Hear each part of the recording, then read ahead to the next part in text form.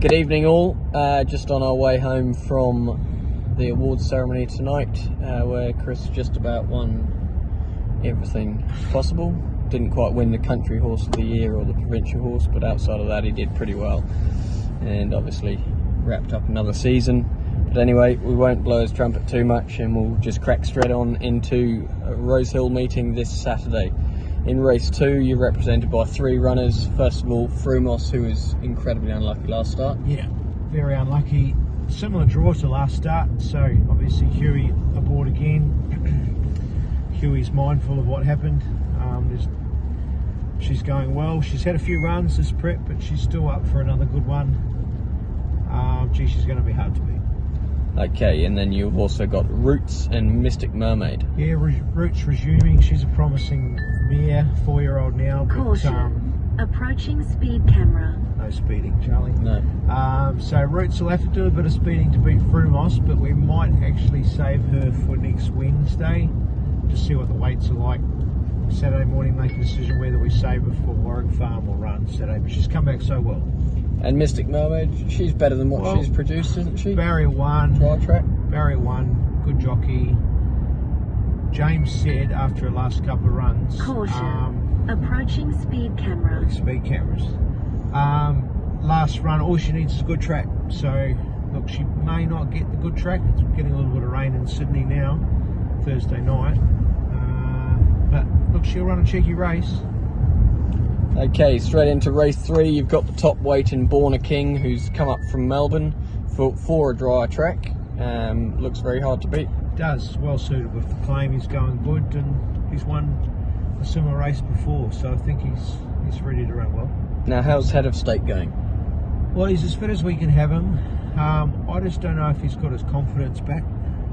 Fair enough. And look, anywhere near his best, he'd win the race easy. Simple as anyone. The Gloaming Stakes this time last year, and he's had endless amounts of problems, but he's as fit as we can have him. Okay, Ill Affair knocking on the door. James McDonald chose to ride her. Simple as that. Steadily building in distances up to 2,000 metres. Yep, a lot to like.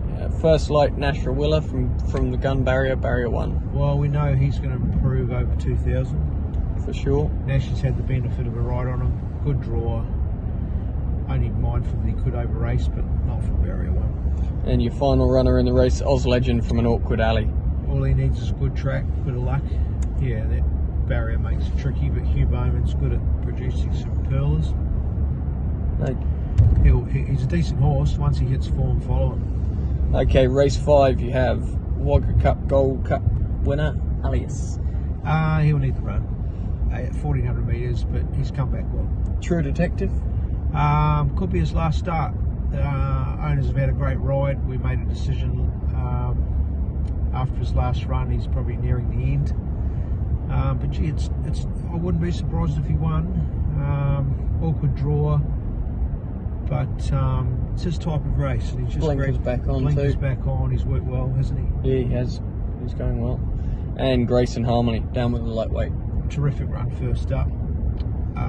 No negatives there. She's a quality mare.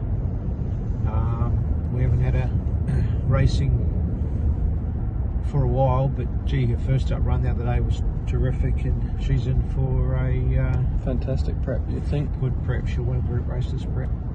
Okay, race 7, you've got another strong team in here. First of all, Kabosh.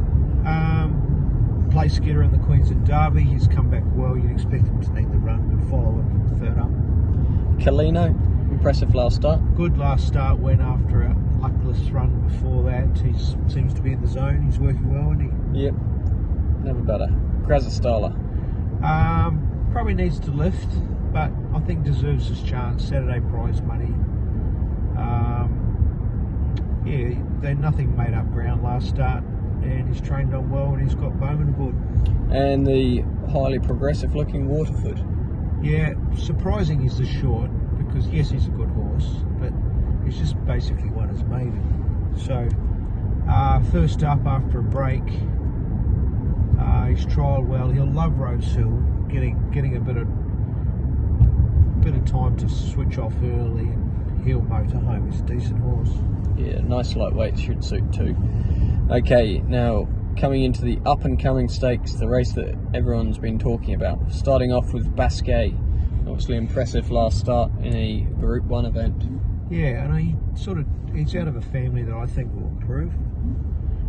It's a Bonnie O'Reilly, and they just mature with time, and he seems to fit that mould to me. He's had the winter in Queensland, he's trialled well, he's had 2 quiet trials out the back, and yeah, I think he's going really well. And Conqueror back against his own age group? I think we saw last start, he just needs a bit of racing. Didn't do much wrong, but that's the difference between winning and running second. Trained on really well, team at home are pretty happy with him, aren't they? Yeah, for sure they are.